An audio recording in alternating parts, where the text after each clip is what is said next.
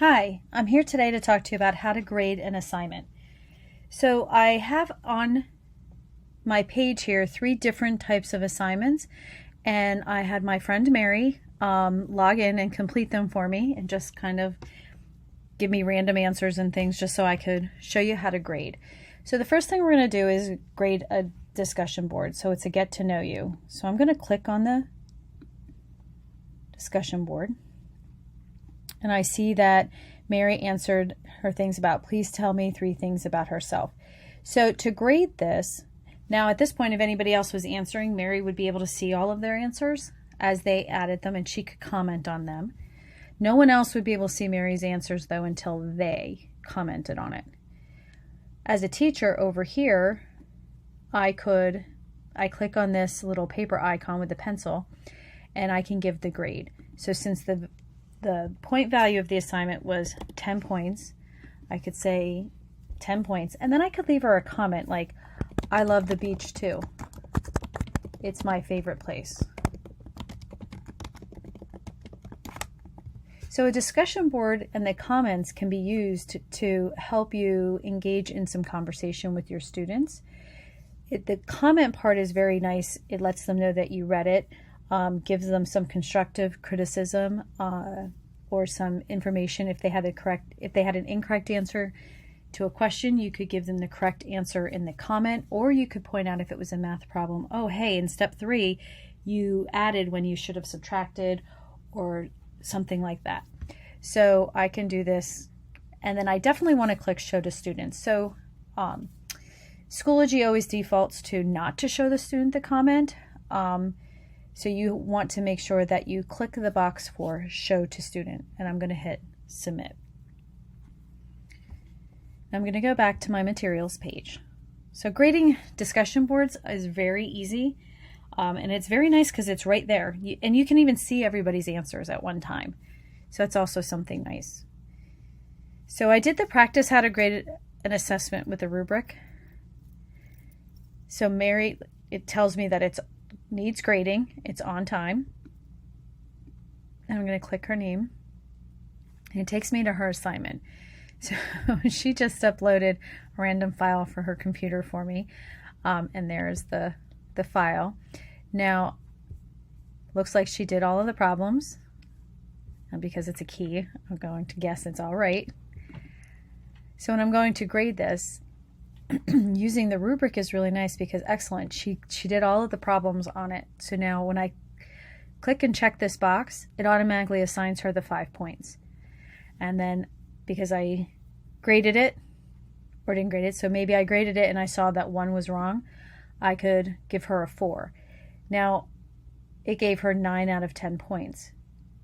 I'm also able to give comments and discussion here in this. I can say, great job completing all of the problems.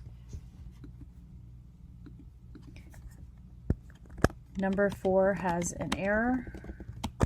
You added instead of subtracted. All right. So you can leave them some specific feedback right here in the rubric. Now sometimes what I'll do is I'll actually highlight and copy that feedback, and I hit save, so it's there. There's also a comment box here that shows up in the gradebook, and sometimes I like to copy that feedback there and hit show to student. I like this feedback because it shows up in their grade report. So when they're looking at their grade reports and they see their grade for this assignment, they can look and say, oh, right, real quick, number 4 has an error. They don't even have to go to the assignment in the course. I can also add it if I wanted as a comment over here for her and post that. Now these would be comments, a conversation that would just be between me and Mary. So that's one way to grade, and it's a really nice, easy way to grade with a rubric that way. Just these check marks and whatnot. If you decide you want to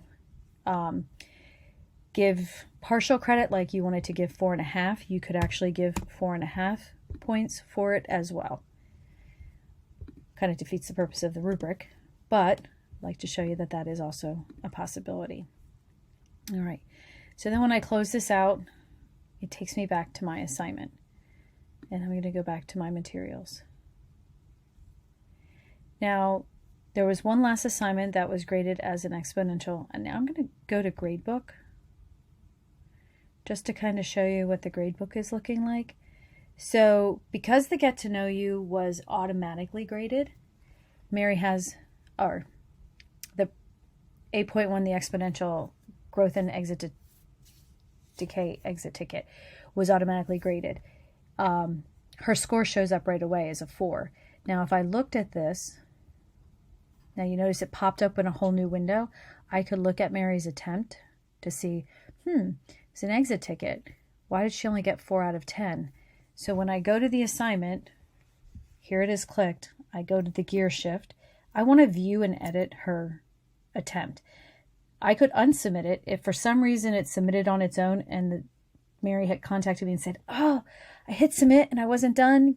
You could unsubmit it. Her work would be there and she could continue to finish it.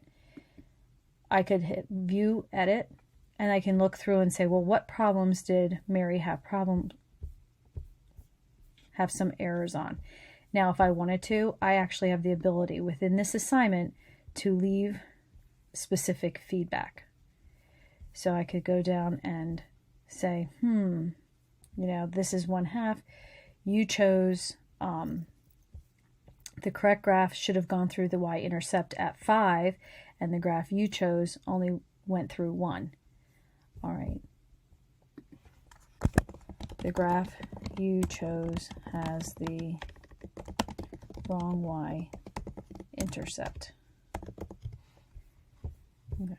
And then I can save the changes.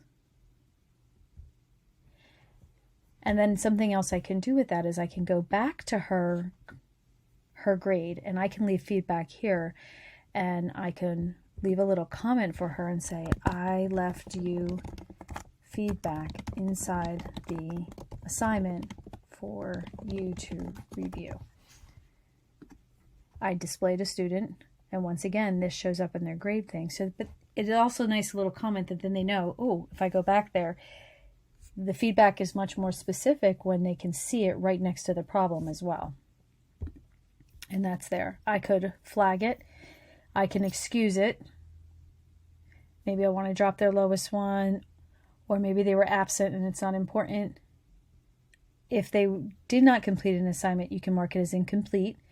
If you mark it as missing, it puts a 0 there. So you have those options to do also in the gradebook options. Now when you're grading, this little paper icon, if I hadn't already graded her assignment, this little paper icon would have been in the gradebook letting me know that Mary submitted the assignment and it's waiting for me to grade it. And I can even click the rubric right from here. Not sure why you would want to do that because you kind of need to be looking at the assignment at the same time, but you can do that. If I click that rubric, it pops right up for me. All right, so that's how you leave grades. That's how you leave some comments on students' work. If you have any questions, send me an email. Happy grading.